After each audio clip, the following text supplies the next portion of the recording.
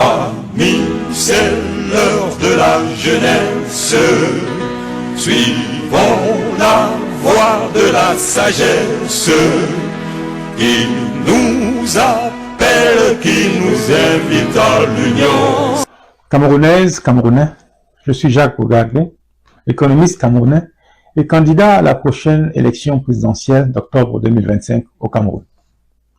Dans ce message vidéo, je continue de partager mes propositions sur les institutions de notre pays et je parle des crimes commis en territoire étranger, des administrations locales autonomes et du financement de la vie publique.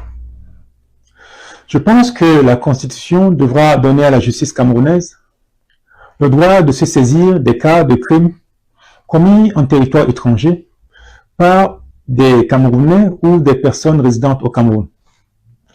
Ceci permettra à l'État camerounais d'éviter certaines extraditions sensibles, tout en répondant à son devoir de promotion de la justice et des droits de l'homme dans le monde.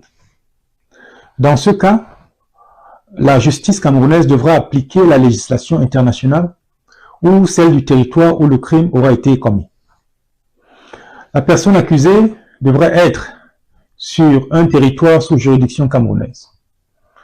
Les avocats accrédités dans le territoire où le crime a été commis pourront plaider devant une juridiction camerounaise, mais les juges prononçant les peines devront rester camerounais. Les dites peines seront celles prescrites par la législation utilisée, à l'exception de la peine de mort. Compte tenu des difficultés d'ordre diplomatique, ces dispositions constitutionnelles ne pourront s'appliquer aux chefs d'État et de gouvernement en exercice. Pour ce qui est des administrations locales autonomes, je pense que la Constitution camerounaise devra clairement établir que les seules administrations locales autonomes seront celles mises sur pied par les conseils municipaux.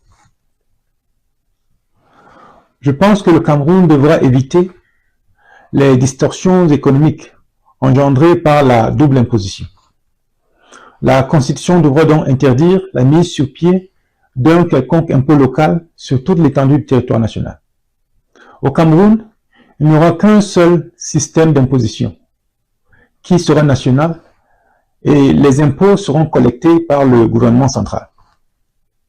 En revanche, la Constitution devra obliger le gouvernement central à allouer un certain niveau de ressources aux municipalités qui devront élaborer leur budget dans les conditions fixées par le gouvernement central.